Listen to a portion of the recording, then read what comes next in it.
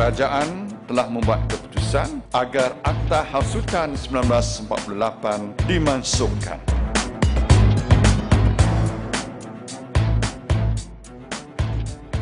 Undang-undang yang lapuk ataupun tidak sesuai lagi dan tidak relevan seperti Akta Buang Negeri dan Akta Kediaman Terhad telah dimansuhkan. Undang-undang baru seperti Akta Perhimpunan Aman telah digubal di dalam rangka mengukuhkan hak rakyat yang telah dijamin perlembagaan, iaitu hak untuk berhimpun secara aman. Beberapa undang-undang sedia ada pula telah dipinda seperti Akta Mesin Cetak dan Penerbitan yang menghapuskan keperluan memperbaharui lesen secara tahunan serta Akta Universiti dan College Universiti yang menjamin hak perlembagaan mahasiswa dan mahasiswi untuk menganggotai mana-mana parti politik. Suka saya mengumumkan bahawa kerajaan telah pun mengambil keputusan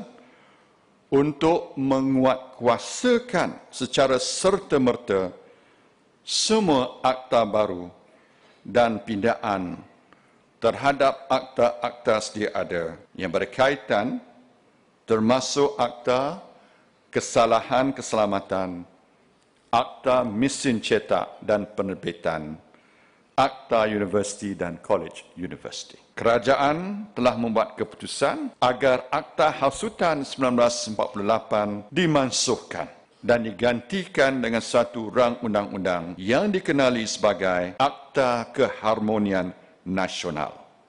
Keputusan menggantikan Akta Hasutan dibuat kerana kita mahu mencari mekanisme yang dapat menentukan keseimbangan yang terbaik antara keperluan menjamin kebebasan bersuara setiap warga negara sesuai dan selaras dengan peruntukan dan jaminan yang terkandung dalam Perlembagaan Persekutuan dan keperluan untuk menangani kompleksiti kemajmukan yang wujud di negara ini. Peruntukan-peruntukan baru yang dicadangkan dalam Akta Keharmonian Nasional ini akan memberi penekanan kepada pemupukan semangat harmoni dan saling menghormati dalam masyarakat Malaysia yang berbilang bangsa dan agama.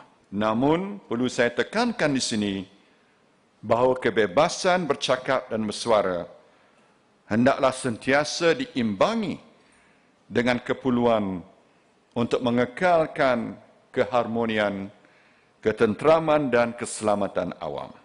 Sebelum menggubal rang undang-undang keharmonian nasional ini, kerajaan akan menjemput pandangan dan pendapat rakyat Malaysia, sama ada individu maupun pertubuhan, mengenai perkara yang perlu ditangani di dalam merangka perundangan ini.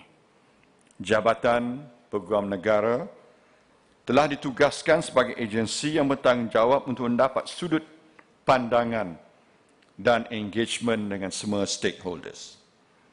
Tanggungjawab ini bukan sahaja digalas oleh Jabatan Peguam Negara tetapi juga oleh semua pihak bagi memastikan bahawa Malaysia kekal berjaya.